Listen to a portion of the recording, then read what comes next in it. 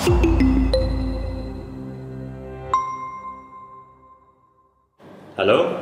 kembali lagi dengan Pusat Kajian Kewirausahaan.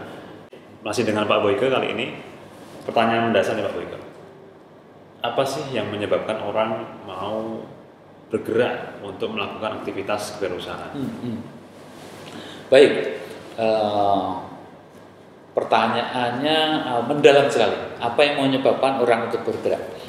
Nah, individu manusia itu mau bergerak bisa kemudian karena dua alasan. Terpaksa bergerak karena dorongan eksternal, atau memang dari dirinya itu memiliki keinginan yang kuat untuk bergerak. Nah, menjadi entrepreneur pun juga demikian.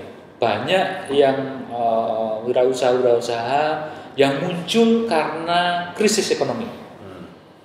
Dulunya dia mungkin lulusan teknik nuklir, bekerja di perusahaan teknologi, kemudian karena ada krisis ekonomi, di PHK dan seterusnya, terpaksa mau tidak mau untuk menyambung hidup dia harus melakukan aktivitas entrepreneurial yang mungkin tidak terkait dengan bidang keilmuannya, jualan es atau jualan kuliner atau apapun itu produknya.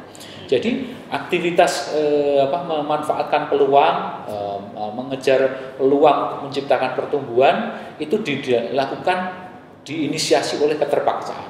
Itu yang secara konsep disebut sebagai necessity based entrepreneurship. Jadi dorongannya adalah dorongan dari lingkungan eksternal yang mendorong dia terpaksa untuk berubah, terpaksa bergerak karena adanya situasi yang tidak favorable di lingkungannya. Nah, kategori yang kedua adalah dorongannya muncul dari diri sendiri. Muncul dari diri sendiri ini bisa berkait dengan hobinya, bisa berkait dengan preferensi dia terhadap sesuatu, bisa terkait dengan komunitasnya dan seterusnya. Sehingga dia tanpa lingkungan mendorongnya, tanpa ada insentif dari lingkungan eksternal, dia dengan senang hati akan melakukannya. Misalkan yang hobinya jepret-jepret fotografi gitu kan, ya iseng-iseng saja, kemudian tiba-tiba ada orang yang melihat, oh jepretannya bagus, kemudian dia bikin studio dan dia kembangkan sampai punya usaha media dan seterusnya. Jadi dorongannya muncul dari peluang yang ada karena orang kemudian berkata, jepretanmu bagus gitu kan.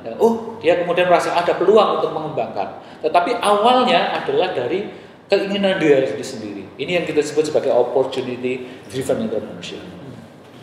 Menarik, ini ketika membahas ada dua necessity yang itu dari luar, kemudian opportunity yang sifatnya dari dalam gitu kan. Saya terpikir banyak media juga bahwa menyarankan ikuti passion gitu kan. Tapi passion itu kan hanya mungkin sebagian motivasi saja. Gitu. Kalau halnya sifatnya lebih kepada eksternal, itu bisa jadi ada necessity di sana yang itu mendorong individu ini untuk melakukan kegiatan wirausaha. Gitu. Tapi di sisi lain, opportunity juga bisa bentuknya eksternal, Pak Boyke.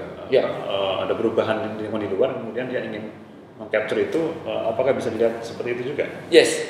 Jadi ketika kita bicara opportunity, memang dimensinya ekstrim, yang opportunity muncul dari luar, kemudian kita identifikasi, kita melihat ada peluang di sana, kemudian kita eksploitasi, ataukah kita sendiri menciptakan opportunity itu dari awalnya kita membuat gambar hobi-hobi saja, kemudian merasa bahwa gambarnya bagus untuk saya pasang di kafe saya begitu ya. Acknowledgement itu menjadi opportunity yang kita ciptakan sendiri. Kita tidak akan bisa mendapatkan kalau kita tidak memproduksi lukisan itu. Nah, jadi opportunity ini juga dimensinya bisa berbeda. Sama-sama opportunity driven, tetapi mana yang kemudian kita gunakan tergantung kita. Nah, banyak pembelajaran kewirausahaan yang fokusnya ke opportunity yang di luar, sehingga seringkali tolong identifikasi peluang. Identifikasi itu kan sama seperti kita di Google search ya, pakai search engine ya, kita lihat lingkungan, ada nggak peluang, bisa jadi tidak nemu. Nah, tetapi kalau kita fokusnya menciptakan dari diri kita, mungkin tadi dari passion, maka pasti akan jadi sesuatu. Nah, kita tunggu saja ada acknowledgement dari pihak lain, misalkan kita hobi masak nih, enak, nah ini kan peluang jadinya. Maka kemudian sisi yang lain bahwa opportunity itu diciptakan dengan kita terus berkreasi, sehingga kita entrepreneur boleh-boleh saja menggunakan kombinasi di antara dua itu, apakah datang dari diri sendiri ataukah melihat dari luar kemudian kita adopsi. Iya. Karena perdebatan juga apakah peluang itu sudah ada di sana, menunggu ditemukan gitu ya, kayak dari Google tadi menunggu kita kasih keyword muncul, atau peluang itu kita ciptakan gitu kan. Ini yang jadi perdebatan juga di literatur saya pikir.